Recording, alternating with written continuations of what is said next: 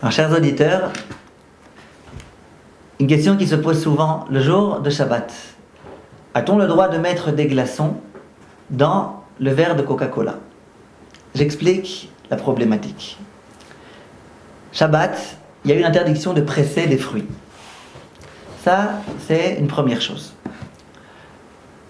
Il y a une deuxième interdiction qui découle de celle-là, c'est aussi le cas de le dire, qui est de piler un glaçon. Ça veut dire, si j'ai un glaçon et que j'ai envie de le piler pour obtenir un liquide, je n'ai pas le droit Shabbat. Pourquoi n'ai-je pas le droit? Principalement pour 3 raisons. Première raison, qui est évoquée par le Rambam, il dit, j'ai peur que j'en vienne à presser des fruits. Ça veut dire, si j'autorise à prendre un glaçon et à le piler jusqu'à ce que j'obtienne de l'eau, les gens ils vont dire, attends, c'est comme presser un fruit, qu'est-ce que ça change? Quand j'ai un fruit, j'ai au tout début un solide, que je presse et j'obtiens du liquide. Là pareil, j'ai pressé mon glaçon, et donc j'ai transformé mon solide en état liquide. Et les gens vont en venir à presser des olives, à presser du raisin, chose qui est formellement interdite par la Torah. Donc, première raison pour laquelle on n'a pas le droit, Shabbat, de piler un glaçon. Deuxième raison, c'est Rashi qui la mentionne. Rashi Akadosh dit, au moment où je pile un glaçon et que j'obtiens de l'eau, il dit en quelque sorte, je suis en train de, je dis en hébreu, borer. J'ai créé cette eau. Ça veut dire, les personnes qui me voient disent, mais attends, Shabbat, il est en train de créer des choses, celui-là. Il est en train de fabriquer des choses, celui-là. Il fabrique de l'eau. Il a pris un glaçon et il l'a fait passer à l'état liquide. Il a fabriqué quelque chose. Shabbat, fabriquer, ça ressemble vraiment à un travail interdit. Donc il dit, le Rashi, pourquoi on n'a pas le droit de prendre un glaçon et de le piler Shabbat?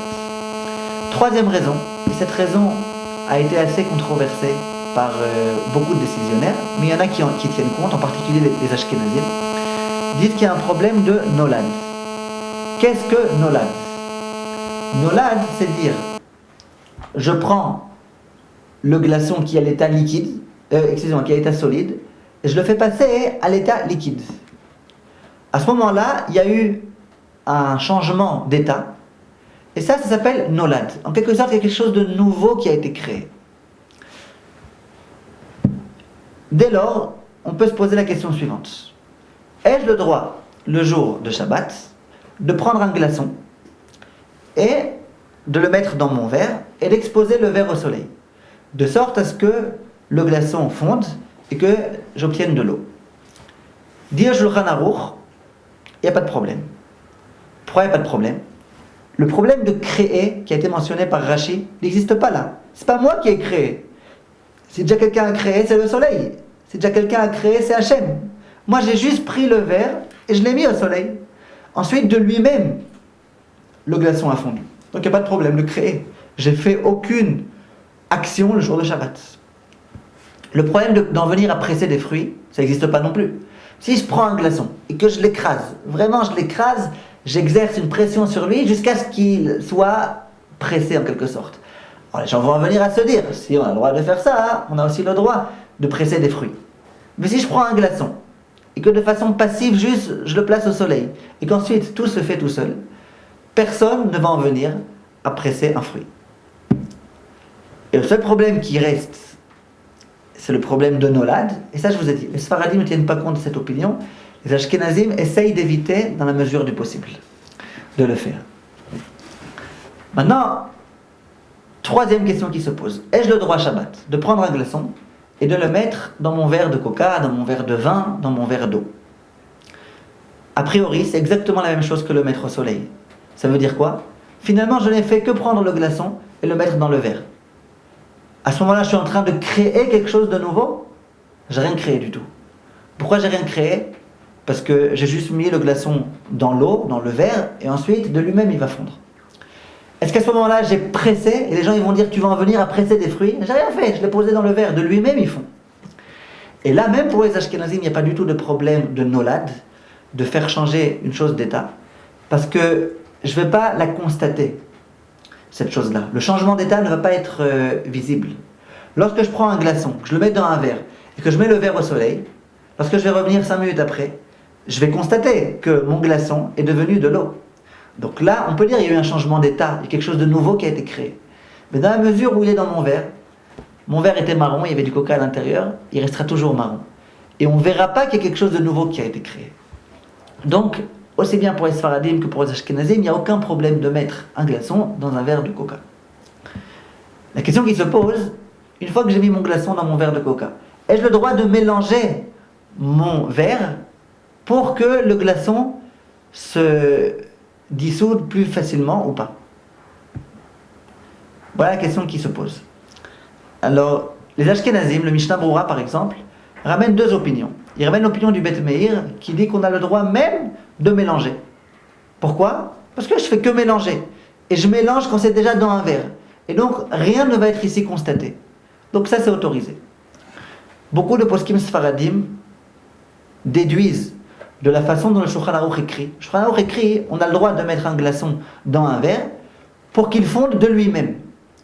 Alors beaucoup de poskim sfaradim disent, ça veut dire quoi de lui-même?